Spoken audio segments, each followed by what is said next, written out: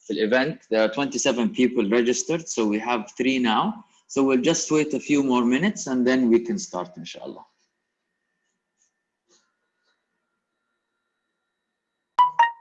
شكرا استاذ علي على افادتك، الله يوفقنا وياك. جميل يا سيدي. اهلا وسهلا.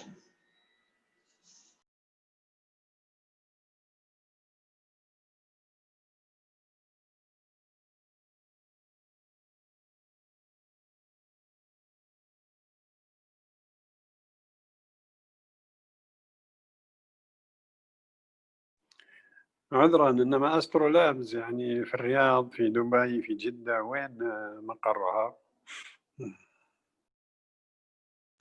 أسترولابز مقرها الرئيسي في دبي، بس عندهم فتحوا مكتب جديد في الرياض. ما شاء الله، الله يبارك لنا ولكم. أنت في الرياض ولا في جدة أستاذ؟ لا أنا في جدة، أنا في جدة. الله يبارك لنا ولكم إن شاء الله. آمين جميعا يا سيدي.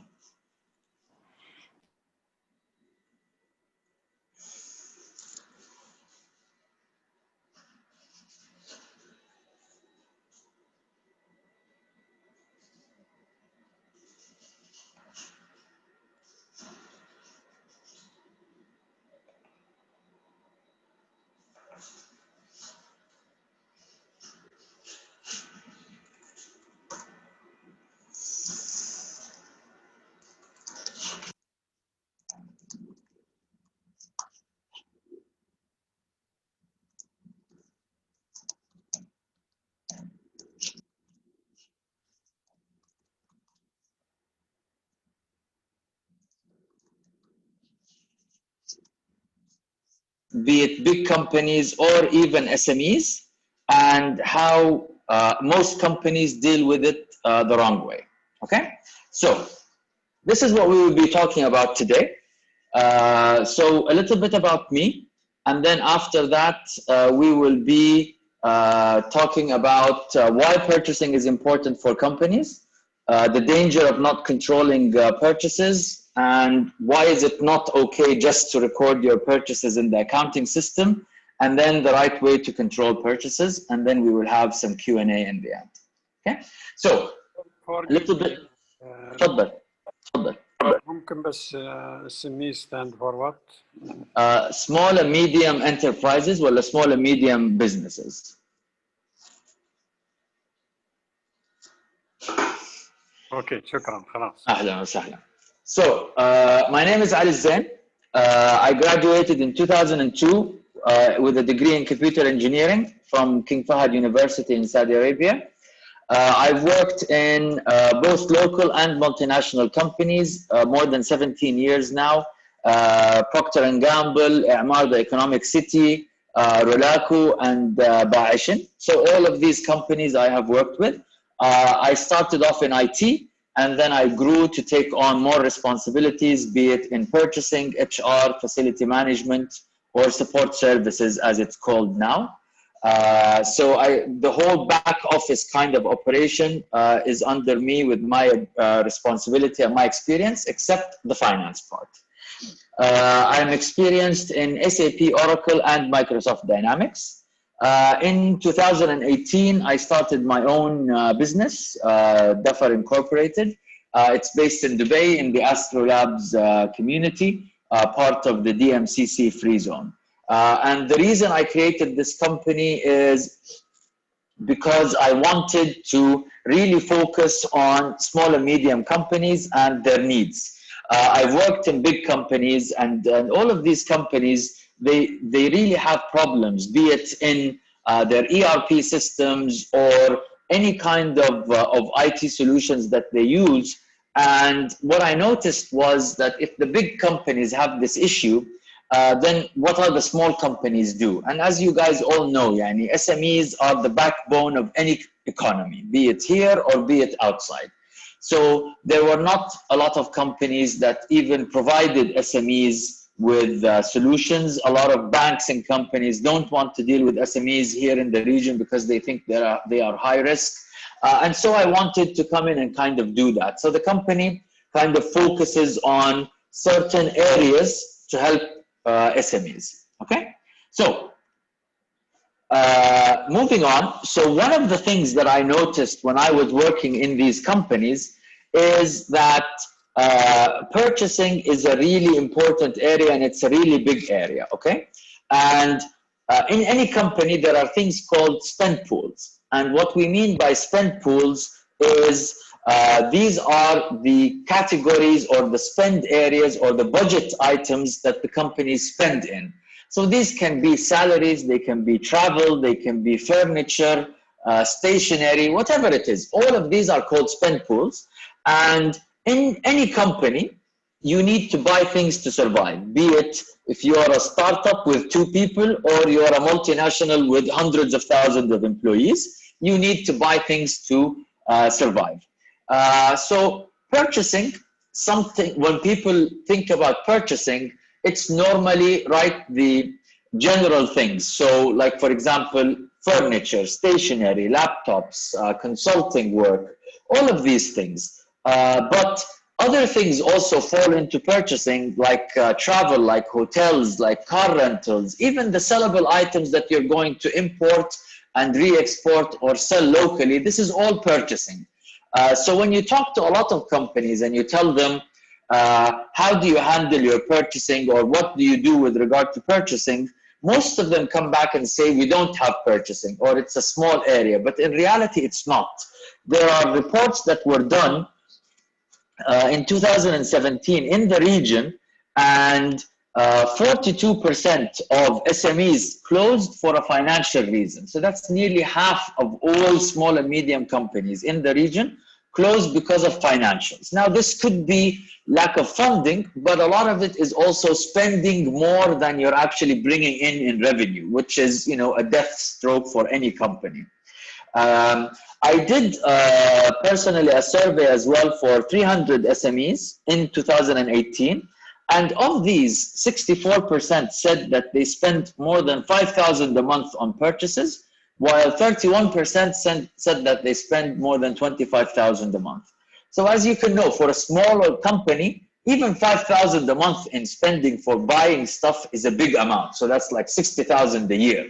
So today, if the companies do not really manage their expenses and get ahead of it, it's going to create a problem for any company.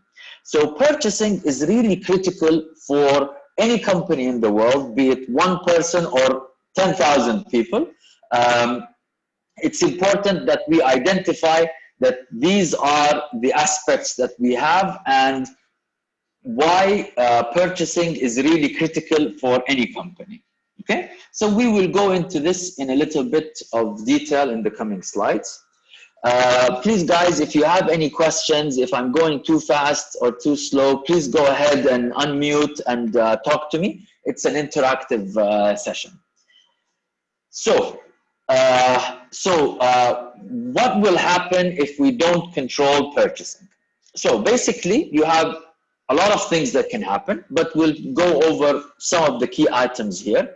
So obviously, the first thing is overspending, okay? So today, if you don't have a system to control purchasing, even if it's manual, even if it's an agreed process that is verbal, when I say system, it's a process. I don't necessarily mean that you need to buy a software for it. And anyone can buy whatever they want and deal with suppliers directly, then you're really asking for trouble, because you don't have a clear direction on what you're supposed to buy and why you're buying it. You risk spending money on non-essential items. Now, in theory, you know, excluding people who are genuinely and intentionally trying to harm your company, so leave this aside. If every person is going to buy things that they think are important and are needed for the business, everyone has this basic sense of decency, okay? Or let's say the vast majority of people. So, but their opinion of what's important and what's essential might not align with company management or with the company direction.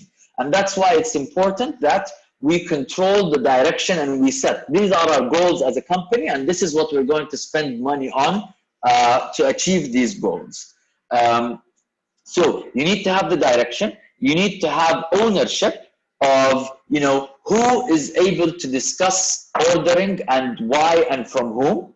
And you also need to have like a central area of who's buying what, so that you don't actually go and buy duplicate items. Because, you know, if we're 3 people sitting in a company and, you know, maybe we're not on the desk all the day at the same time, or now in COVID times, we're working remotely, I think that we landed a big business deal and we need to buy some items to get started on this. So I'm being proactive and I go ahead and I order it, and then the other guy is being proactive and they order it. So suddenly we have double or triple the stock that we need for the project, because, you know, everyone is being proactive and is being a hero. But at the end of the day, the company is going to face impacts and they're really going to suffer financially because we already bought these items. In SMEs, people are normally focused on increasing their sales and really going out to the market and driving that revenue. And that's why you could buy things on the move or on the fly, and you don't really pay attention to what you're buying and why you're buying it for, and it creates a problem of oversending as well. And finally, just, you know, because some people will say, yes, but I book my invoices in the accounting system, I know exactly what I'm doing. Yes, but that's for your VAT, that's for your auditing, that's for your shareholders, that's for your monthly reports, P&L, cash flow, whatever it is. It is not for operating the company, because it is after the fact. Because when you record an invoice, you've already spent it, you've already spent the money, you've already committed to the supplier that you're going to pay him this. So it's no longer controlling purchases, you already committed. So there's really nothing the accounting system will add value to you at that point in time. Another thing is conflicts of interest. Now, the purchasing department, as you guys know, is a very sensitive department, because people can use it for personal gain. They can buy their own things and charge it to the company. They can buy company things, but take it from a supplier who will give them a kickback or a commission or whatever it is, which is really, really illegal, bad, and is really bad for the company. But, you know, the world is not filled with good people, and sometimes people do this. So purchasing is a really critical, sensitive area that needs to be managed. So in general, a company should always try to have at least 3 different roles when they're dealing with anything related to buying stuff. So you have the requester, the approver, and the purchaser. So this makes sure that you have transparency and you have checks and balances. So not one person in the company has ultimate authority to do everything in the purchasing cycle. You separate it, so there's always people who are checking and making sure, is this what we need? Do we need to buy this now? And is this the best value for the company? So someone is always checking this and making sure, and not everything is in the hand of one person. Okay. Now, some SMEs might be small and they can't have 3 different people doing this, I understand, but it's very critical to have the roles and balances and the checks in place. So the requester is the person who asks for the stuff. He's the person who puts, how much do I want to spend on this item? When do I need it? And why do I need it? So this is his role. It is not his or her job to select a supplier or to negotiate with suppliers. It's not their role, it's a conflict of interest. The second person is the approver. This is normally the department head, the GM, the owner, whatever it is. This is the person who says, yes, I need this, and yes, I have the money for this. So he works within the budgets that he has set, be it formally set budgets written somewhere and we're checking, or in his mind what he wants to spend. Of course, having a system to control it is much better, but having at least a sort of control in Excel is needed. And then the purchaser. The purchaser is the person who deals with the suppliers, making sure that they deliver what we need, negotiates with them, and agrees the final prices with them, okay? The purchaser cannot say what we need and what we can't need. He can't say where to charge it, and he cannot specify the amount that we want to spend on it. He can negotiate and get the best deal he can, but he can't say how much do I want to spend on this initially, okay? So these three people or these three roles, when you have them, they give you separation of duty, so you have control and you make sure that no one is spending your money on something that doesn't make sense or is not needed, okay? Of course, if you don't have this, like we said, you're a small company, you don't have three different people who can do this, even if it's part-time, then your control becomes best effort, right? Because هو ده اللي موجود. It becomes a هو ده اللي موجود kind of thing, where okay, fine, we see, we understand, but reality is on the ground, we can't do it. But then we just need to be clear that this is the risk, okay? So you have the risk, like we said before, of overspending or not buying what you need. And you also have the risk of dealing with bad suppliers over and over again, because if you don't get quotations, you don't have a process for it. For example, you buy, let's say, IT stuff like once a year, every time you hire someone, or for example, once every 3 to 4 years. So if you deal with a supplier and then he's a really bad supplier and you have really bad issues with him, and then 3 years later you want to buy a laptop, obviously you're not going to remember. If it's not written somewhere, if you don't have some kind of history, you could go through the same headache again with the same supplier because you don't have the data to support you. Okay? So these are the two main areas that I wanted to share about why purchasing is important and what could happen to a company if we really don't take care of purchasing. So before I go into the recording invoices in the accounting system, is everything clear until now? Are there any questions? We're all doing okay? Yep, it's clear. Okay. Right, thank you. So now we come back. So most companies, let's say all companies or nearly all, have some form of an accounting system, even if it's manual, because of government mandates. Even if the guy himself thinks that he can do everything in his head, because of government mandates, at some point there needs to be a written record of all of these things. So today, a lot of people that I've talked with, their opinion of controlling purchasing is, I get the invoice, I put it in my accounting system, I'm all set, I controlled my purchasing. But no, and you're not, because of these aspects. So one, we mentioned it before, it's considered to be after the fact. So once you record an invoice, you've already committed to a supplier, you've already got the items, or it's an advance payment, so you already committed that you're going to pay this. The accounting system, all what it cares about is this invoice is for this item and it's going to be paid for from here. That's it. It doesn't care did you get quotations or not. It doesn't care who approved this. It doesn't care did you get a good deal for this or not. It doesn't care about any of this. It's very simple. Give me an invoice number, give me an amount, tell me where you want me to book this. We're done. That's it. And if it's a capex item, a capital expenses item, something that depreciates, then okay, say it's capital, so I will do accrual somewhere for you, but that's it. So it's after the fact because it doesn't allow you to do something before you actually spend money.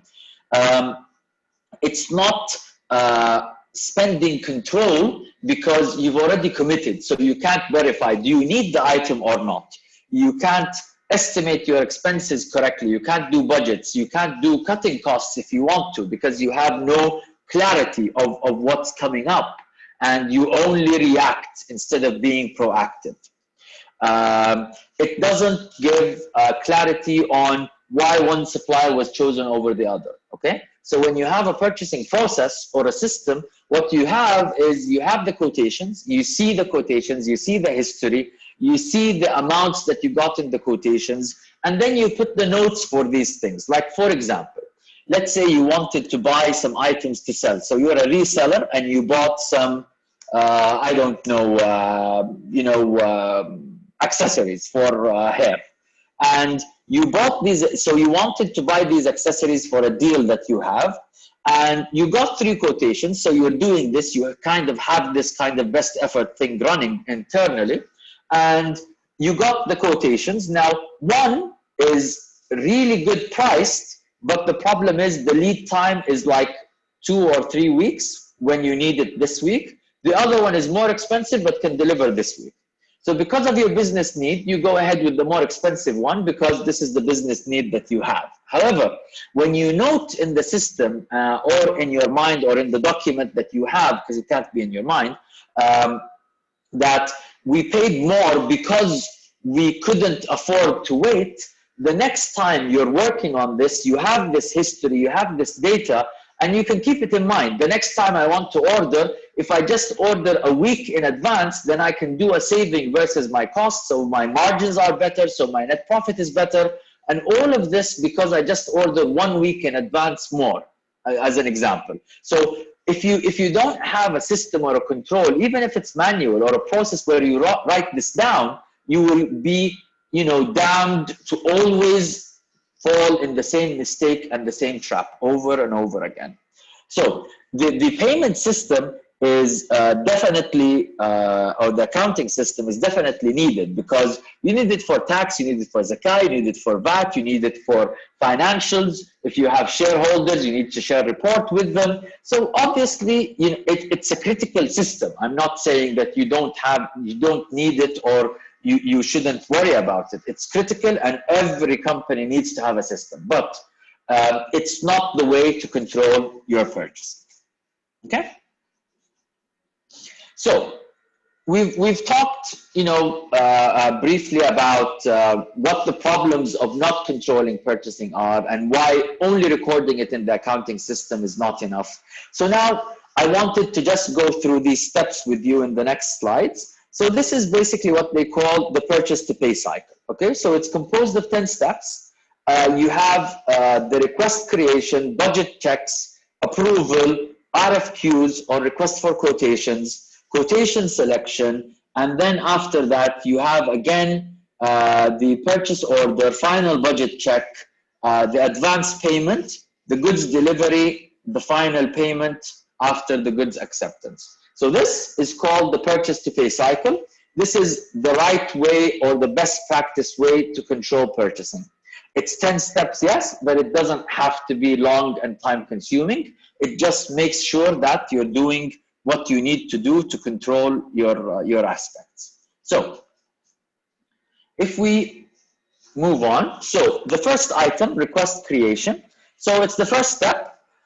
In this step, we need to define what we need, when we need it, and how much we want to pay for it, and where to deliver it, okay? So a lot of companies that I worked with, even the big ones, this was a main issue. So the purchasing team would get something like, I want to buy a laptop, and my budget for it is 1,000 riyals, and that's it. So, okay, what specifications? When do you need it? Where do we want to deliver it? Is this for you? Is this for another item, another person in your department? So there's a lot of information that's missing, and most of the purchasing cycle and most of the mistakes happen at this step because people do not define what it is that they need. Okay, so once we define this very clearly, it goes to the purchasing team, and they start to take the steps after that, okay? So normally there's one person per department or team that handles this. It shouldn't be that every single person in the organization should be able to request stuff. This is going to cause a lot of load on the budget owner, having to filter and go through all of these things himself. If you have one person doing it, they can do an initial check before doing it about availability in company stock, for example, the alignment of this versus the overall need and budget of the company, so it becomes much easier and much faster to handle. After this is done, the next step is we check the budget. Do we have the money for this? Okay, because you can ask whatever you want to buy. Reality is, can you afford it? So this comes down to another very critical point that a lot of SMEs don't do, which is budget management. So there are no budgets in SMEs. They just spend, and they come at the end of the year and they say, okay, we spent this and our revenue is this. Oops, we're at a loss. Or, oh, we don't have the profit that we wanted. So not having a budget in the beginning of the year is just asking to fail. It's as simple as this. Now, you don't need to have these complex budgets. You don't need to have budget management and, you know, all of these expenses being deducted automatically. You should, but it's not the end of it all. But you need to know, for example, that in 2020, I am going to spend 10,000 riyals or dirhams in total on stationery or on food and beverage or on travel. You need to have an idea about this at the beginning of your fiscal year so that based on that, you can know your revenue and what you want to spend and what your net profit is going to be at the end. And then you make the decision. Is this what I want or do I need to cut costs, right? So the big companies do it. You know, some of them even don't do it well, but a lot of SMEs don't do it. And it's a real big issue for SMEs. And like I said before, 42% of SMEs close because of financial issues. Not having a budget is a really big issue that's going to come back to any SME, okay? So in general, budgets should be put annually and stuck to, but they can be flexible as well, and you can go up and down, yes, but at least you have that general idea, okay? So when the request comes, the person responsible, the budget owner, or a system if you have it, will automatically check this request versus the funds that you have. Do you have the funds or not? If you do, then it says, okay, you can proceed. If not, then it will block it for you there, or the approval will reject it because you don't have the funds for it. And then you go and you have a discussion with the budget owner about the need and why you need it and the funds and all of that. But at least it's controlled. It adds a layer of security to any company. So based on that, we have the budget, we have the need. So then the request goes to the approval step. So here, the budget owner or the approver makes sure that there's a need, the value is good, and when we need the items. So once this is done, the request goes on to the purchasing team for them to start their work, okay? So we request, we check the budget, and we approve. So all of this is done within the requesting department or team, and then it moves out into the purchasing team or the person responsible for purchasing. So when it gets to him or them, they know that we need the item, the date that was put is correct, the value for the item is okay, and we have the money for it. Then they can go and start to do their work. So the first thing they're going to do is they're going to understand the request, and then they're going to send out the RFQs or the requests for quotation. So what this means is that the purchasing officer is the person who has a list of suppliers that the company deals with. Now, each supplier has a certain area or categories that they deal with. So some suppliers are going to be dealing in stationery, others are going to be in travel, others are going to be in IT equipment, whatever it is.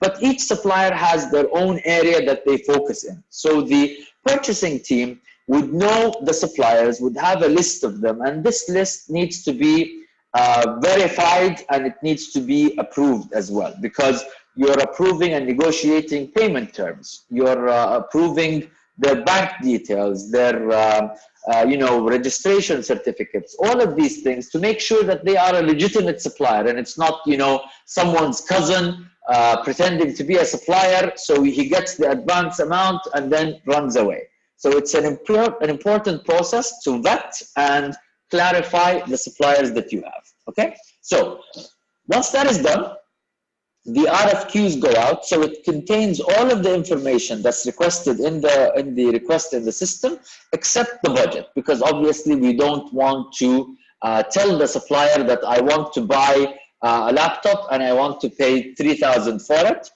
because the laptop might be for 2,000 at the supplier. So if the supplier is not honest or a really trustworthy supplier, he might sell you the 2,001 for 3,000 because you told him this is your budget. So we don't do it.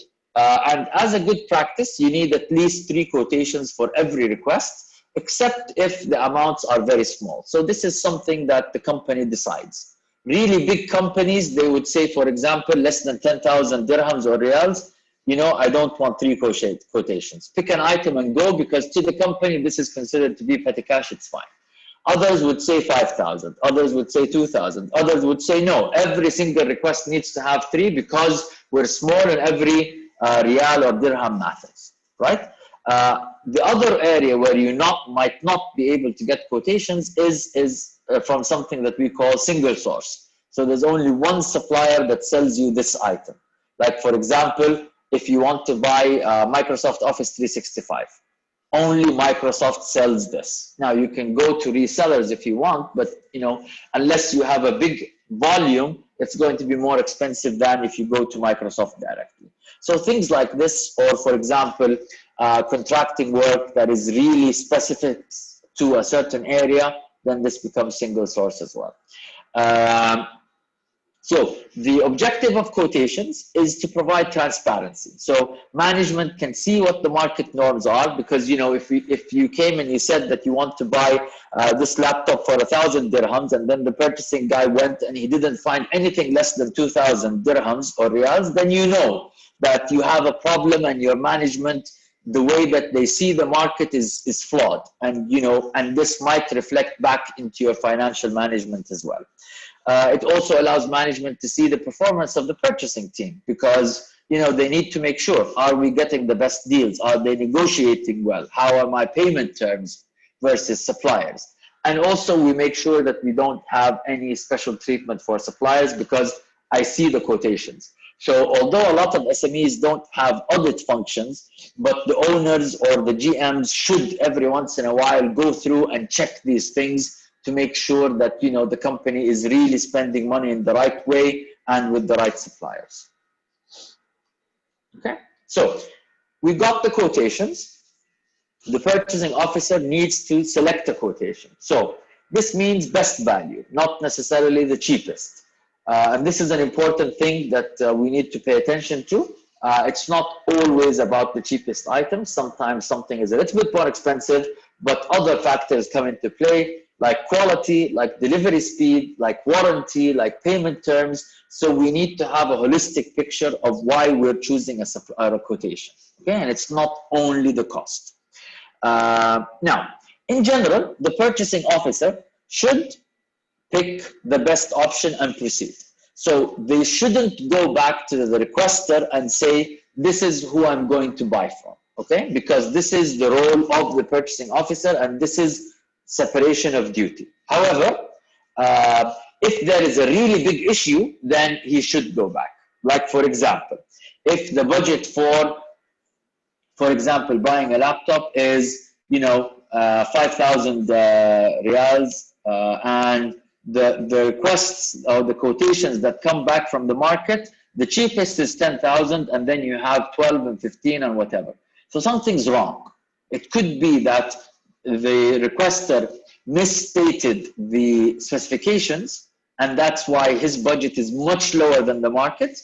Or it could be, like we said, they are not aware of market realities, so they go back. Or if something needs to be approved, like, for example, we're doing a marketing campaign and we're printing on mugs, or we're doing pins, or we're printing uniforms. So the requester should be the person who would check the quality of the printing, the items and these things, and say, yes, this is what I wanted. And then the purchasing guy can go ahead and order it. Okay, so there's always, so there should be that kind of back and forth between them if there is a need. But in general, for the majority of things, separation of duty means that the purchasing guys should pick a quotation and go ahead, because the role of the requester is to say everything they need in the request. Okay, so then we issue the purchase order or the PO, and we do a final budget check. So we selected the winning quotation. We're ready to go ahead. Now, taking from this, before we send the PO, we do a final budget check. So that is to make sure that the final amount is still within budget. So as we said, you might want to buy a laptop for 1,000, but the final quotation that you're going to spend is, for example, 3,000. So that's the cheapest that we found. So in order to make sure that you can spend these 3,000, we do a final budget check before we send the purchase order. Because once the purchase order goes back, then you have committed the company to this amount, and it might not have the money to pay this. So we have to do a secondary budget check before we send out the purchase order. Once that is done, the purchase order is sent to the supplier. The purchase order contains all of the information from the quotation, as well as the terms and conditions that you have as a company, because you need to make sure that you and the supplier agree on returns, agree on warranty, agree on where he's going to deliver it, agree on that he's responsible for setup, for example, in your location, or installation of software, whatever it is. So there needs to be terms and conditions that go out with the purchase order, so that you and the supplier are very clear, not only on what you want and the amount you're going to pay, but also how the relationship between you guys is going to work out. Okay? So we do that. It goes out to the supplier. The supplier comes in. There might be advance payment. We pay that. If there isn't, the supplier goes ahead and gives you the items, and the items are delivered to the requester. And then something called goods receipt happens, where the requester verifies to the purchasing team that, yes, this is what I wanted. It arrived at the right time, in the right quality, in the right quantity, and I am satisfied with my request. You can go ahead and pay the supplier. So this is done by the requester. It's not by the purchasing officer, because the requester did it. So what happens normally is that when the supplier delivers something, the requester would sign a delivery note, and then the supplier would send that along with the invoice to the purchasing team. And then this is the point where, if there is an issue with the items, the requester must not sign delivery note and really should inform the purchasing officer that there is an issue. Okay? So once all that is done, goods receipt, we're all good. There's the final payment. So the purchasing officer will issue a payment request to the finance team to pay the supplier any pending amounts. The purchasing officer sends to finance the payment request, the purchase order, the invoice, and the delivery note. So these three, they are called three-way matching, which is a financial term to make sure that we are paying for something that we actually needed, we actually received, and the invoice matches what we actually told the supplier that we're going to pay for it. Once that is done, the purchasing cycle is complete, and then if you have a system, or if you have a kind of register or something, then you would write in any comments or something, so that in the future you can come back to this and really benefit from it for future purchases. Okay? So this is the full cycle of the purchase to pay cycle. And this is basically the main aspects that I wanted to cover here today. Now, I just wanted to ask if this was clear, and if you guys have any questions before I move on to the next segment. It's clear. Okay, thank you. Okay, so this is the حج بيع سبح part of the presentation. So basically, we've talked about the purchasing, and we've talked about the cycle and what it is and what it isn't, and how you manage it.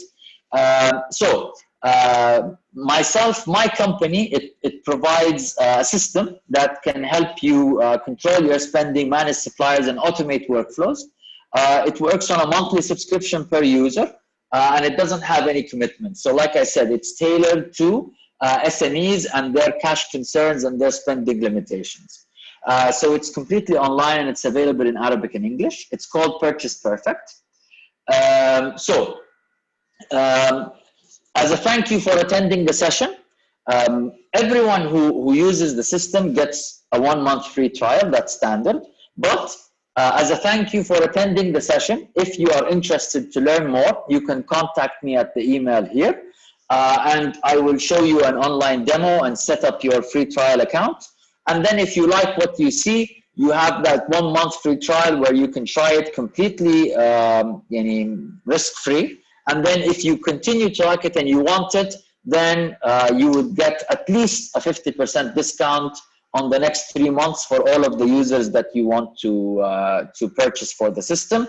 And yes, it's at least a 50%. So 50% is definite. It might be more. So we're not doing the, the discounts of up to 75%, and then you find one item in the drawer at the back of the store that no one will ever buy that has 75%, and then everything else is like 5 or 6% discount, and this is how they get you. So no, it's at least 50%. It might be more. Yes. So this is the offer that for people who attended today. So this is my email. Feel free to contact me, and these are my contacts, as well as the contact information for the company and for the system itself. You will get the slides. You will be able to get the links. You don't need to worry about them now. But this is it. In YouTube, you can see a short 1-minute video about what it is in both Arabic and English. You can visit the website. You can talk to me directly. This is my email. In the previous screen, it's the same. So, whatever email you want to use. And even if you have any questions about the purchasing process for you, for your company, even if you're not going to buy the system, please let me know and I will help you as much as I can. I do have the experience and I really want to help SMEs that might be having issues. So even if you don't want the system, please, if you have any questions, even after the session, please go ahead, email me, or send a message or something, and definitely I will help as much as I can. So that was my presentation. So we're a little bit ahead of time because we had an hour booked, so that's good. So I'm not going to take any more of your time. So I will leave it now. If you guys have any questions or any comments about it or something like that, please go ahead. And thank you very much for your attendance and for listening to me blabber about a passionate area that I have, that I've seen in the market and in the region. So thank you very much.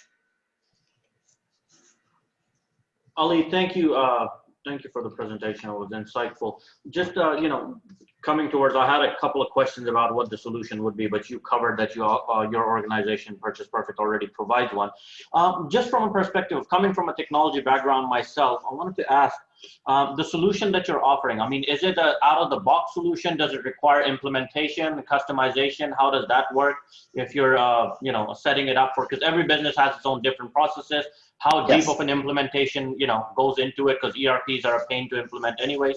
Just maybe a little bit on that. Okay, absolutely. Thank you for the question. So Purchase Perfect is cloud-based. There's no implementation. There's a 1 or 2 day kind of setting up and training for your users, and then that's it. It is customizable, so you can customize your budgets, you can customize your workflows also. So the approval cycles by category, you can customize that. It's all drag and drop. We set it up for you, or you can do it yourself.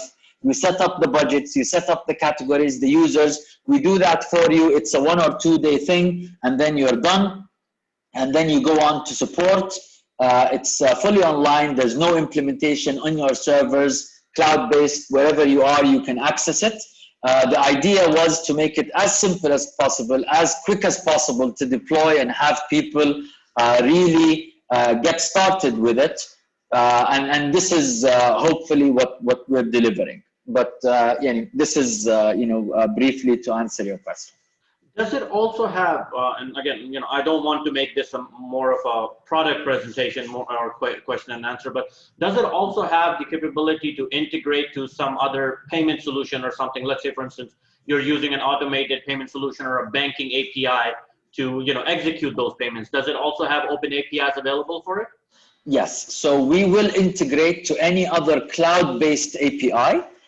So if you have something that is on-premise within your data center that you're using, I can't integrate with that. But as long as it's other cloud-based online, yes, I can integrate. The development team will create that for you. But then depending on the complexity of the implementation and the connection, there might be, either I will ask you to pay something and then you continue with your subscription without a commitment, or I ask you, you know what, you don't have to pay, but then you need to commit at least the X number of months for me to kind of recover the costs that I did to integrate this for you. But yes, if it's cloud-based, we can integrate, yes. And just one final question. Please. I noticed that you're based out of Saudi Arabia at this point in time, but you did Yes. say that, in Astrolabs and JLT is where the business is operating out of. What's your focus markets on it? I know it's cloud-based, so you can sell it anywhere, but, where is your existing client base in? Are you more UAE focused? Do you have a lot of clients in the UAE as of now? Or is it more Saudi focused at this point in time? Like, just from a perspective of what your footprint is, yeah. Okay, so my main goal for Purchase Perfect is specifically to start with Saudi and the UAE, and this is where I'm focusing. I'm a Saudi, so I'm based in Jeddah, but my sales team is based in Dubai, and they are they help me with the Dubai-based clients. So we have a footprint physical in Dubai, and I am physically in Saudi because I want to have this relationship and connection with clients, right? But from the GCC, my focus is basically Saudi and the UAE, and this is what I'm doing to make sure that I'm close to my customer base and I am able to serve them. Thank you, Ali. Thank you, Arsalan, for the questions. Any other questions? Comments, points of view? I'd like to thank you for the presentation. It was really informative. Thanks, Ali. Thank you, Mahsen. Thank you.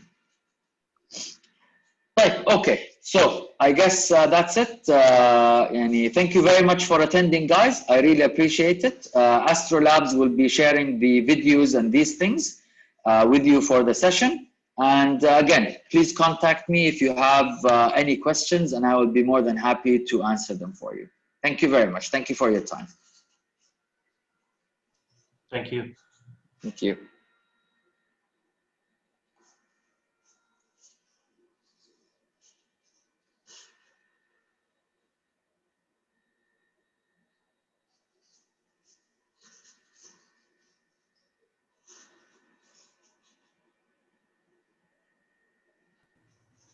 Ali, Yeah. thank you so much. Thank you for your time. Thank you for your cooperation. Thank you. We'll end the call now. Okay. Bye-bye, everyone. Bye. Bye, everyone. Bye. Bye.